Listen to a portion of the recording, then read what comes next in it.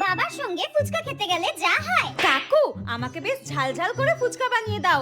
আজকে আমার বাবা আমাকে ফুচকা খাওয়াতে নিয়ে এসেছে। হ্যাঁ দাদা, আমার মেয়েকে একটু ভালো করে ফুচকা মেখে দিন তো। দিচ্ছি।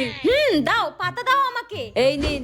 বেশ ঝাল ঝাল করে মাখবে কিন্তু, হ্যাঁ? ফুচকা একটু ঝাল ঝাল না হলে একদম খেতে ভালো লাগে না। হ্যাঁ হ্যাঁ, ঠিক আছে। এই নিন। কি দারুণ হয়েছে। আজকে আমি মন ভরে ফুচকা খাবো। 10 টাকার ফুচকা হয়ে গেছে, আর দেবো নাকি?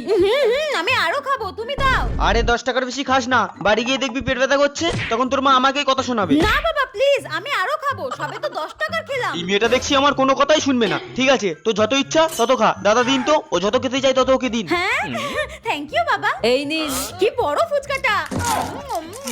খাচ্ছিস খা, বাড়ি থেকে যেন না দেখি পেটে ব্যথা করে ছটপট করছিস। আরে না না, কিছু হবে না। আমি তো এখনো 100 টাকার ফুচকা খাবো। হ্যাঁ।